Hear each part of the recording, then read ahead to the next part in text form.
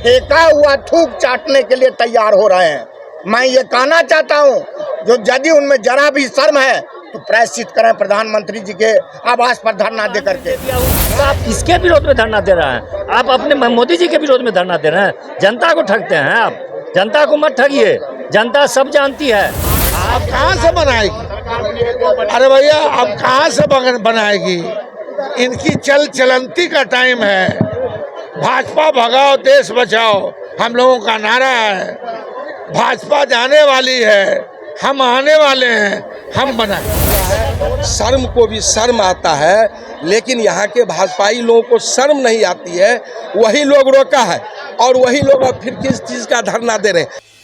Darbhanga AIIMS को लेकर वर्षों चली जुबानी जंग के बाद अब धरना पॉलिटिक्स की शुरुआत हो चुकी है। कल 2 अक्टूबर से जहां शोभन में भाजपा सांसद गोपाल जी ठाकुर आमरण अनशन पर बैठेंगे, तो वहीं उससे ठीक एक दिन पहले ही इंडिया गठबंधन के सभी दलों के वरिष्ठ नेता से लेकर सैकड़ों कार्यकर्ता एकमी शोभन रोड में महाधरने पर बैठ गए, जिसमें शामिल होने पहुंचे पूर्व विधायक भोला यादव ने सांसद गोपाल जी ठाकुर पर तीखा हमला करते हुए कहा कि वह फेंका हुआ थूक चाटने का काम कर रहे हैं। अगर धरना देना ही है तो प्रधानमंत्री आवास पर जाकर दें। तो दूसरी तरफ राजद नेता अब्दुल बारी सिद्दीकी और जदयू विधायक विनय चौधरी ने भी सांसद के धरने को चुनावी ढकोसला बताते हुए चेताया है कि अगर 1 महीने के अंदर दरभंगा में एम्स निर्माण शुरू नहीं हुआ तो इंडिया गठबंधन दरभंगा में केंद्र सरकार के खिलाफ बड़े जन आंदोलन की शुरुआत करेगी।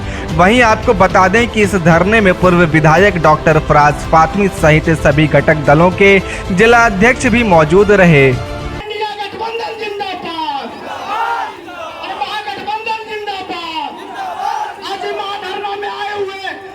बात कर रहे हैं, उस पत्र को पढ़ें। उस पत्र में कहा गया है कि दरभंगा की जमीन बहुमंजिले इमारत के लायक नहीं है।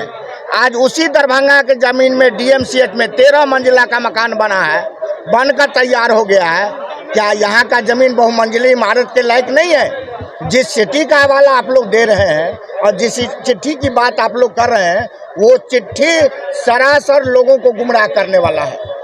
और कहीं ना कहीं उस चिट्ठी के माध्यम से आप मीडिया के लोगों को एक मुद्दा दे दिया है और कुछ नहीं है। सरकार का निर्णय सर्वोपरि है। सरकार ने निर्णय ले लिया, जो बलिया मौजा में एम्स बनेगा।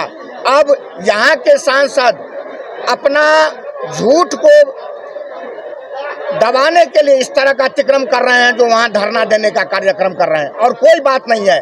अब वो फेंका हुआ थूक चाटने के लिए तैयार हो रहे हैं।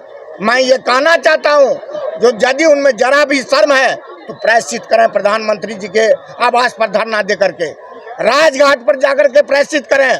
और यदि वो काम शुरू नहीं हुआ तो 1 महीना के अंदर में अगला कार्यक्रम महागठबंधन का शुरू किया जाएगा और महागठबंधन के, इंडिया गठबंधन के बैनर तले अगला कार्यक्रम का घोषणा होगा।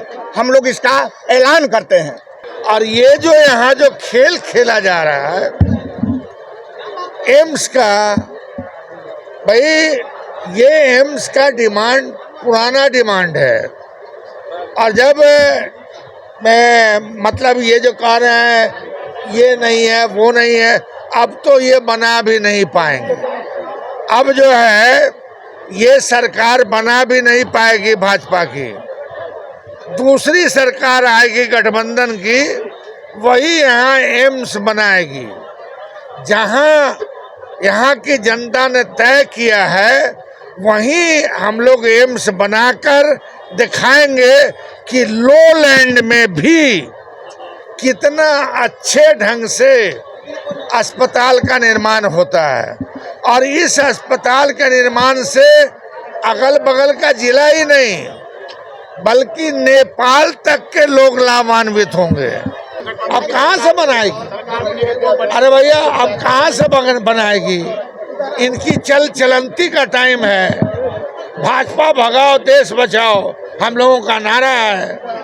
भाजपा जाने वाली है, हम आने वाले हैं, हम बनाएं।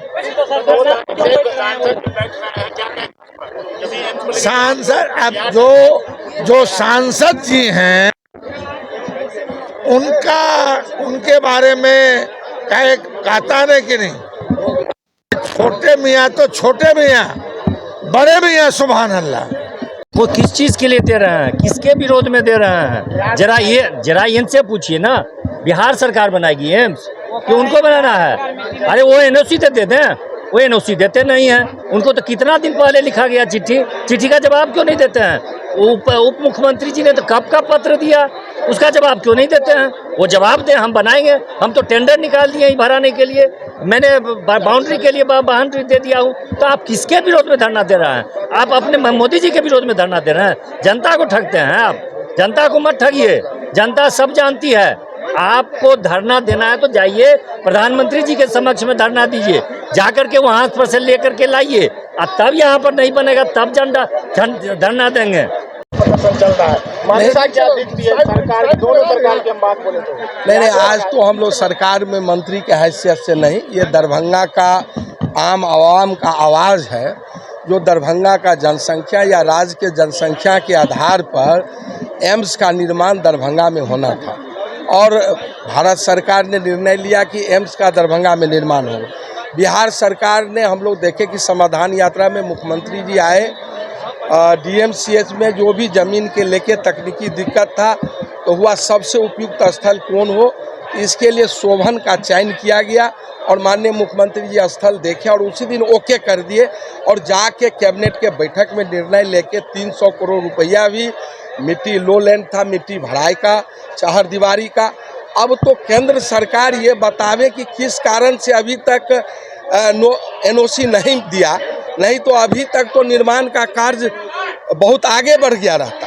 तो ये केंद्र सरकार का ये नीति और उसमें स्थानीय लोगों का जो सांसद है भाजपा के लोग, इसमें षड्यंत्र रच के जो शोभन में लो लैंड है, तो देश में और राज्य में और भी जगह लो लैंड है।